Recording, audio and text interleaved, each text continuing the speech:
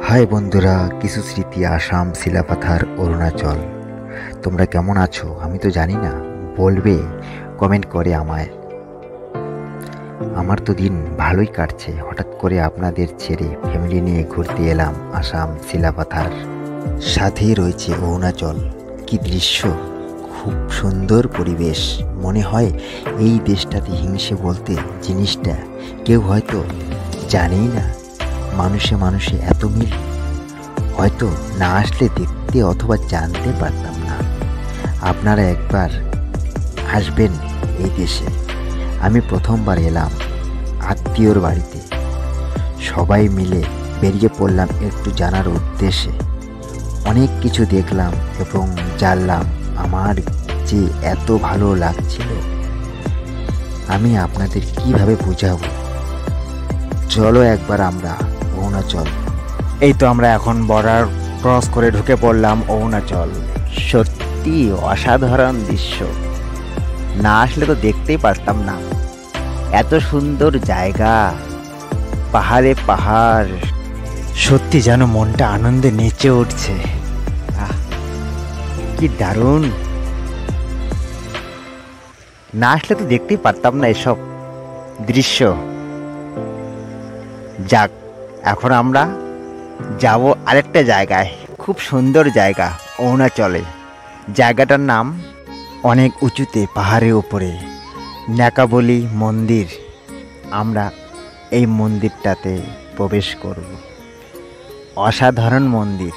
একবার আপনারা আসবেন, এসে দেখবেন, তাহলেই বুঝতে পারবেন।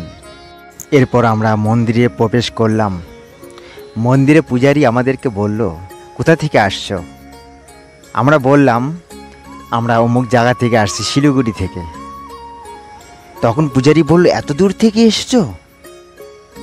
আমরা বললাম, হ্যাঁ এসেছি। এখানে আমাদের আত্মীয়র বাসা আছে, ওখানে ঘুরতে এসেছি। ওদের সঙ্গে আমরা এই ন্যাকাবলি মন্দিরে এসেছি। খুব ভালো লাগছে মন্দিরটা আমাদের। আরও হয়তো একবার দুবার আসবো। এরপর মন্দিরে আমরা 1-2 ঘন্টা ঘোরাফেরা করলাম। ঘোরাফেরা করে ফটোশ্যুট করলাম, ভিডিও করলাম। করে আরও মন্দিরের উপরে উঠে গেলাম। উপরে গিয়ে আরও কিছুক্ষণ ঘোরাফেরা করলাম। ঘোরাফেরা করে ফটোশ্যুট করে, টিফিন করে, কিছু খাওয়া দাওয়া করে ওখান থেকে আমরা আরেকটা সুন্দর পরিবেশ, এত সুন্দর জায়গা। জায়গাটার নাম আপনাদেরকে বলছি। জায়গাটা হচ্ছে ভারতের বিখ্যাত জায়গা। এরপর আমরা ওই বিখ্যাত জায়গাটাতে প্রবেশ করব। কিন্তু খুব নিরিবিলি জায়গা, কোনো শব্দ নেই।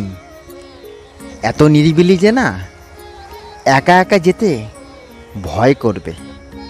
সেই আমরা রওনা দিলাম ফরেস্টের ভিতর দিয়ে, জঙ্গলের ভিতর দিয়ে। একদম কোনো শব্দ নেই।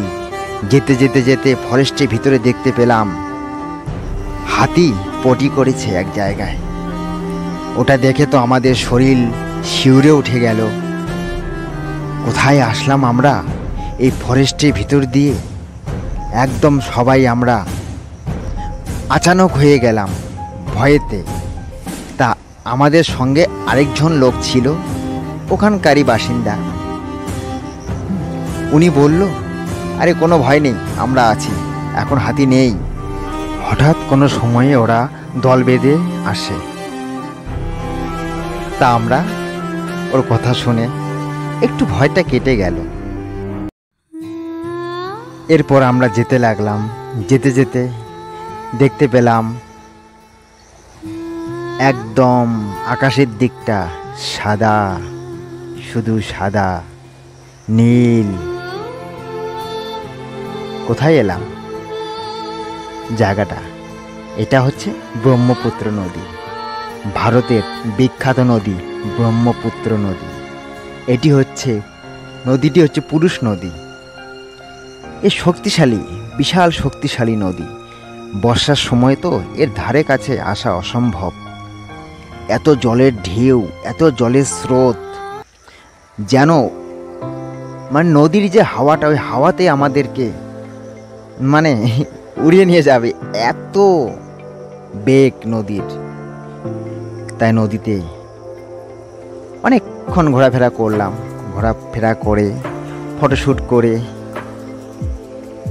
তারপরে আমরা ঘরের উদ্দেশ্যে রওনা দিলাম। হাই বন্ধুরা, ভিডিওটা কেমন হয়েছে আপনারা আমাকে কমেন্ট করে জানাবেন। আমি আরও আপনাদের জন্য নতুন নতুন ভিডিও নিয়ে আসব। আপনারা আমার পাশে থাকবেন, আমাকে সাপোর্ট করবেন, আমিও আপনাদের খুব সাপোর্ট করব। আপনাদের কথা কোনো দিনও ভুলব না, আপনাদের কথা সবসময় মনে রাখব। ওকে, নমস্কার সবাইকে। আমার তরফ থেকে সবাইকে অসংখ্য অসংখ্য ধন্যবাদ। Good bye all everyone.